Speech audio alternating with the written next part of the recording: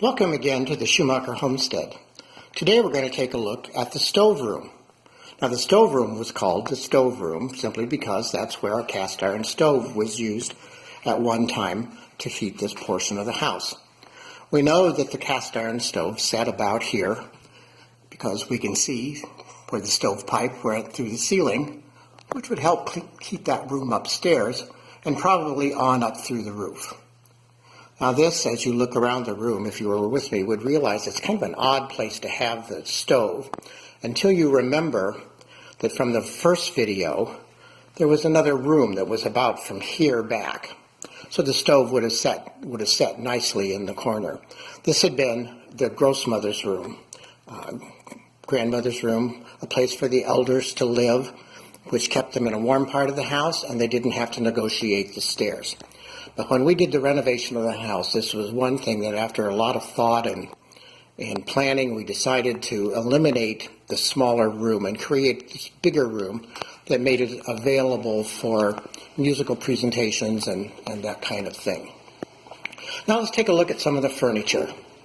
Right here we have a couch or a sofa. This is a wonderful piece. We don't know for sure what kind of wood it is because it's been hand painted to create a decorative grain. It's a wonderful piece. I personally don't know the dating of it right at this point, but it's a very, very nice old piece. One small problem with this is at some point in its existence, somebody reupholstered it with some orange fabric.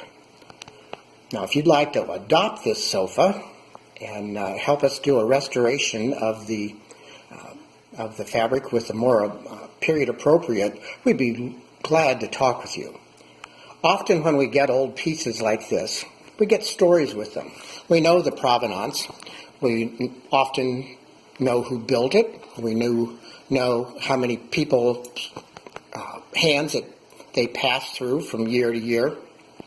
But this one had kind of a special story that went with it. Shortly after we brought it in, we had our fall festival, and it was on display, and many people were going through the house.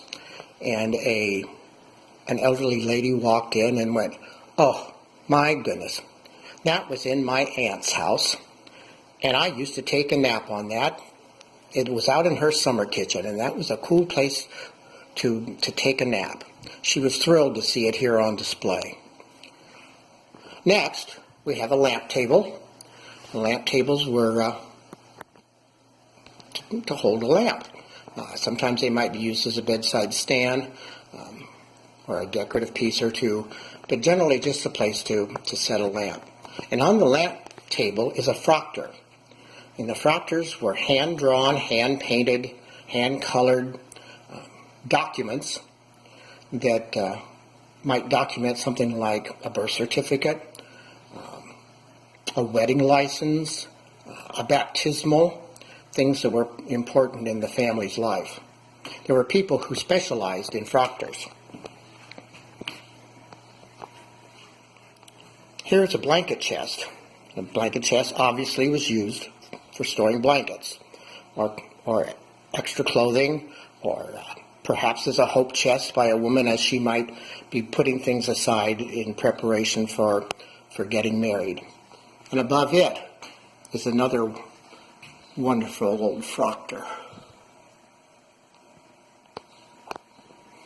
In this corner is a wardrobe.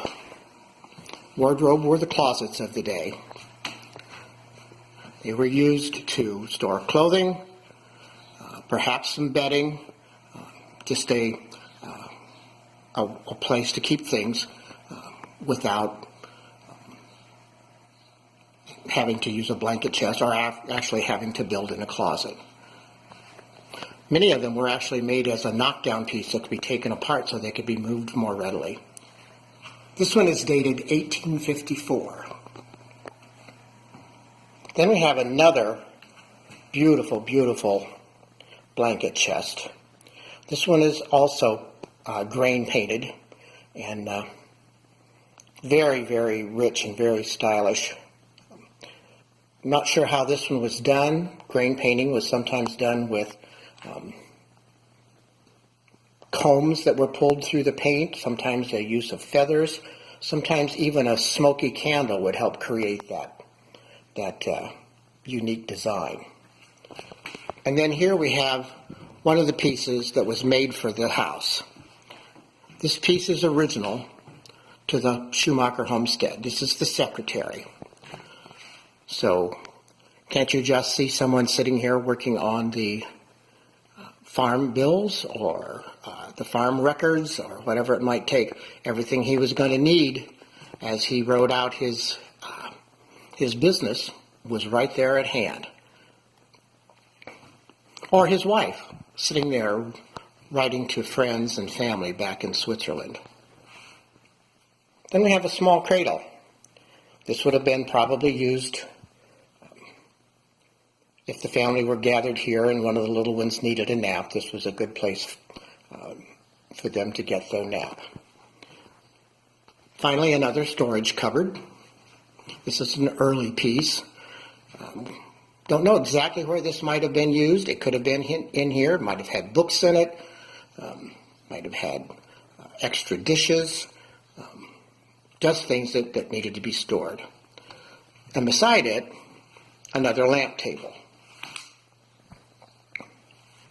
And then in the center of the room is a dining table. Now this table will expand to 3 times its size with pull-out leaves at each end. So if the family were to choose to gather in here to eat, pretty much everybody could have got around this table, perhaps with little ones at in their high chairs. So this is a quick tour of the stove room itself, and we hope that at some point you'll be able to join us for an in-face tour. The last thing I'd like to show is the charcoal drawing of Elizabeth Schumacher.